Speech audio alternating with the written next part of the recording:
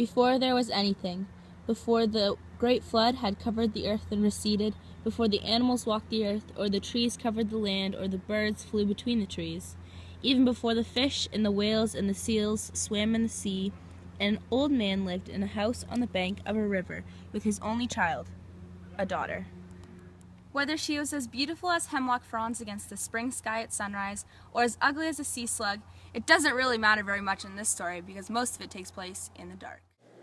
Because at that time the whole world was dark, inky, pitchy, all-consuming dark, blacker than 1,000 stormy winter midnights, blacker than anything anywhere has been since. The reason for all this blackness has to do with the old man in the house by the river, who had a box which contained a box which contained a box which contained an infinite number of boxes, each nestled in a box slightly larger than itself, until finally there was a box so small all it could contain was the light in the universe. 1.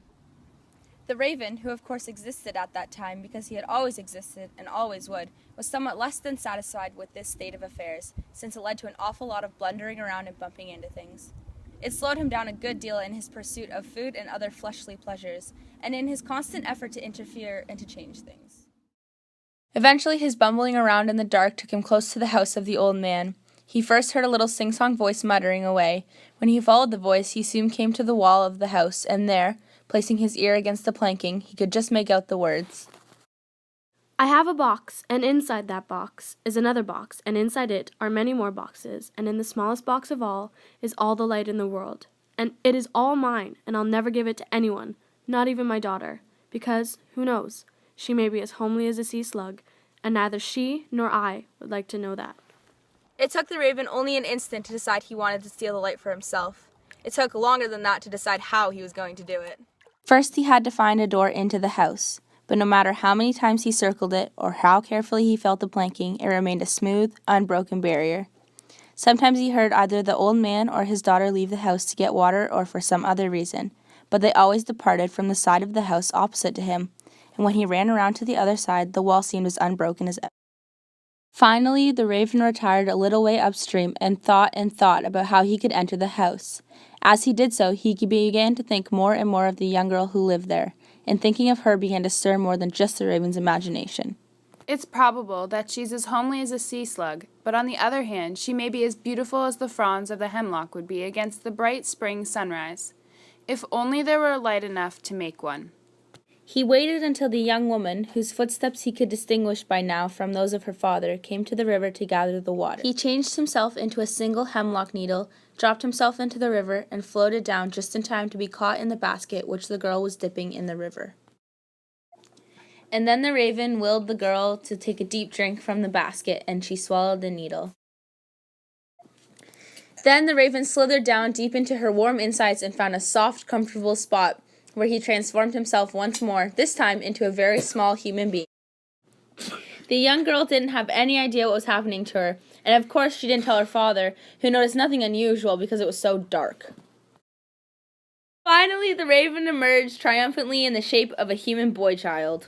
He was, or would have been, if anyone could have seen him, a strange-looking boy with a long beak-like nose and few feathers here and there.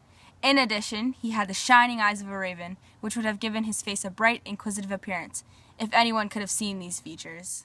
And he was noisy. He had a cry that contained all the noises of a spoiled child and an angry raven.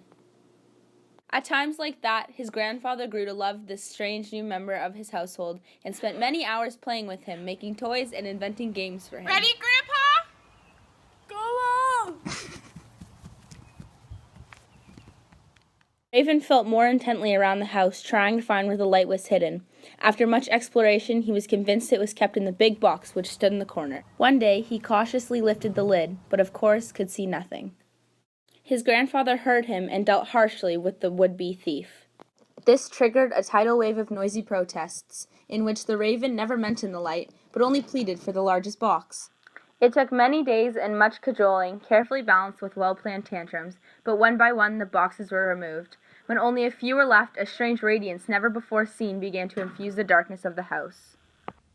The raven child then begged in his most pitiful voice to hold the light for just one moment. The child changed from his human form to a huge, shining black raven. He snapped the light up in his jaws, thrust his great wings downward, and shot into the darkness of the world. The world was at once transformed. Mountains and valleys were starkly silhouetted, the river sparkled with broken reflections, and everywhere life began to stir.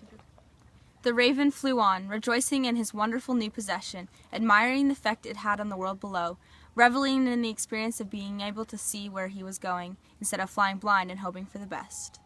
He was having such a good time that he never saw the eagle until the eagle was almost upon him. In a panic, he swerved to escape the savage outstretched claws, and in doing so, he dropped a good half of the light he was carrying. The light fell to the rocky ground before, and there broke into pieces, one large piece and too many small ones to count.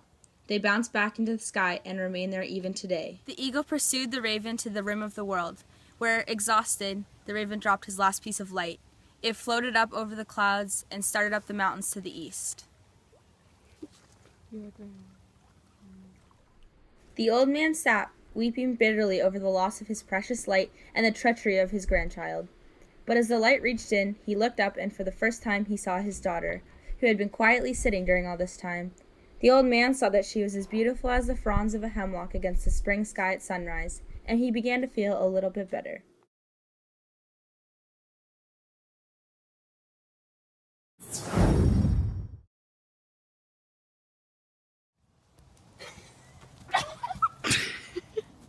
Okay, go.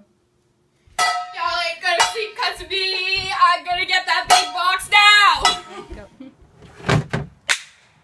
I turned my head You back.